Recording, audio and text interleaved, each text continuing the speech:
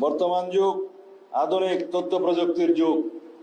সেজন্য ডিজিটাল অপরাধ দমনে আপনাদের সর্বোচ্চ কারিগরি জ্ঞান অর্জন করতে হবে।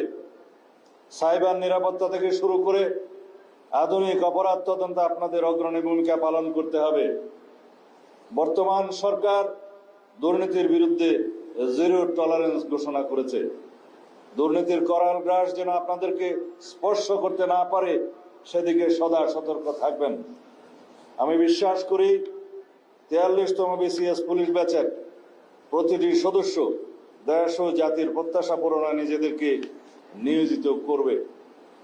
আপনাদের মেধা, নিষ্ঠা আর দেশপ্রেমের উপর আমাদের আস্থা আছে। বাংলাদেশ পুলিশের ঐতিহ্য ও গৌরব ধরে রাখতে হবে।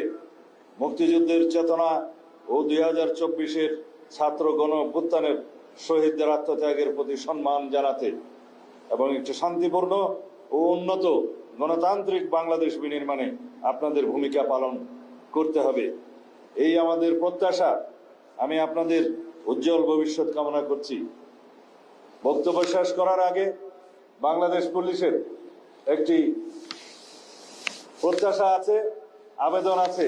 বিভিন্ন পর্যায়ে আমি আলাপ করে এবং সর্বস্তরের পুলিশের কর্মকর্তাদের সাথে আলাপ করে যেটা অনুধাবন করেছি, বর্তমানের যে পোশাক, এই পোশাকে পুলিশ বাহিনী সন্তুষ্ট নয়।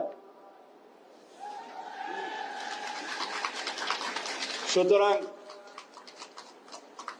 যাতে আমাদের আগের ঐতিহ্যমণ্ডিত যে কোনো একটি পোশাক বাংলাদেশ পুলিশ বাহিনী পায়, সেজন্য সরকারের সর্বোচ্চ মহলে আমরা আলোচনা করে একটি সিদ্ধান্ত দেব ইনশাআল্লাহ।